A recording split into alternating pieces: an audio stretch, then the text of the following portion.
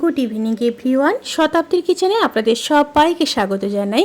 আজকের রেসিপি পেঁয়াজকলি দিয়ে মাছের তেল চচ্চড়ি। আমাদের পূর্ব মেদিনীপুরের সবারই ভীষণ পছন্দের একটি ডিশ। বানানো যেমন সহজ, খেতে তেমনই সুস্বাদু। গরম ভাতে অসম্ভব সুন্দর লাগে। অবশ্যই রেসিপিটি ট্রাই করবেন। তাহলে চলুন শুরু করা যাক আজকের এই সহজ এবং সুস্বাদু রেসিপি। প্রথমে কড়াইতে সর্ষের তেল দিয়ে দেব। রেসিপিটি অবশ্যই সর্ষের তেলে বানাতে হবে। তেলের পরিমাণটা কিন্তু খুবই কম দিতে হবে। এবার দিয়ে দেব হাফ চামচ পাঁচফোড়ন। এবার কেটে রাখা দুটো মিডিয়াম সাইজের পেঁয়াজ দিয়ে দিলাম। সাথে দিয়ে দেবো দুটো চেরা কাঁচা লঙ্কা। পেঁয়াজগুলোকে হালকা ভেজে নেব। পেঁয়াজগুলোকে কয়েক সেকেন্ড ভেজে নিয়ে এবার দিয়ে দিলাম মাছের তেল। এখানে তেলগুলোকে খুব ভালো মতো পরিষ্কার করে ধুয়ে নিয়েছি। আবারও একটু মিশিয়ে নেব।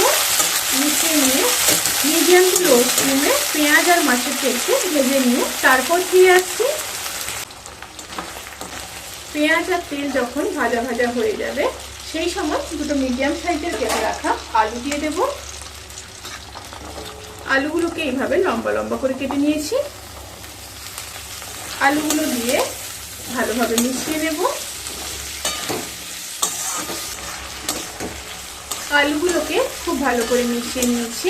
এবার দিয়ে দেব পরিমাণ মতো লবণ, হাফ চামচ হলুদ গুঁড়ো দিয়ে আবারও খুব ভালোভাবে মিশিয়ে নেব। খুব ভালোভাবে মিশিয়ে নিয়েছি। এবার ঢাকা দিয়ে মিডিয়াম টু লো স্টিমে 1 থেকে 1.5 মিনিট রান্না করে নেব।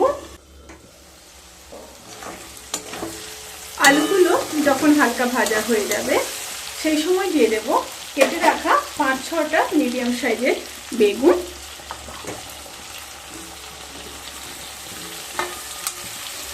আবারও খুব ভালোভাবে মিশিয়ে নেব। এই রেসিপিটি ভাতের সাথে খেতে কিন্তু দুর্দান্ত লাগে। অবশ্যই আপনারা ট্রাই করবেন। আবারও ঢাকা দিয়ে মিডিয়াম টু লো স্টিমে 1 থেকে 1.5 মিনিট রান্না করে নেব।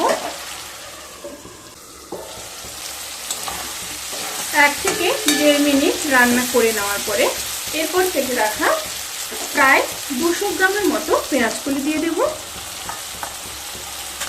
এখানে পেঁয়াজকলির পরিমাণটা একটু বেশি লাগবে। আবারও খুব ভালো করে মিশিয়ে নেব। এবার দিয়ে দেব হাফ চামচ আদা বাটা আর দিয়ে দেব 2 চামচ সর্ষে বাটাটা। এখানে 2 চামচ দিতে হবে। আবারও খুব ভালো করে মিশিয়ে নেব। খুব ভালো মতো মিশিয়ে নিয়েছি। এবার হাফ চামচ লঙ্কার গুঁড়ো দিয়ে দেব। লঙ্কার পরিমাণটা আপনারা এখানে বাড়াতে কিংবা কমাতে পারেন। আবারও খুব ভালো মতো মিশিয়ে নেব। মিশিয়ে দিয়ে লো টু মিডিয়াম স্টিমে সবজিগুলো সেদ্ধ হওয়া পর্যন্ত অপেক্ষা করব। সবজিগুলো যখন প্রায় সেদ্ধ হয়ে আসবে সেই সময় খুবই সামান্য জল দিয়ে দেব। জলের পরিমাণটা কিন্তু খুবই সামান্য থাকবে। আবারও মিশিয়ে নিচ্ছি। মিশিয়ে নিয়ে হাই স্টিমে আবারও 1 মিনিট রান্না করে নেব।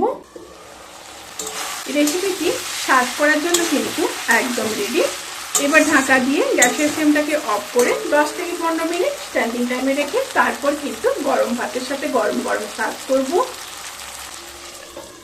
রেসিপিটি কেমন লাগলো প্লিজ কমেন্ট করে জানাতে কিন্তু ভুলবেন না। যদি ভালো লেগে থাকে তাহলে সাবস্ক্রাইব করে পাশে থাকা বেল আইকন প্রেস করে নোটিফিকেশান অল করে রাখবেন। তাতে করে আমি যত রেসিপি দেব সমস্ত লিঙ্ক আপনাদের কাছে পৌঁছে যাবে। আপনারা সবাই ভালো থাকবেন, সুস্থ থাকবেন, সাবধানে থাকবেন। আজকের মতো এই পর্যন্ত। পরের ভিডিওর জন্য অপেক্ষা করুন। টাটা।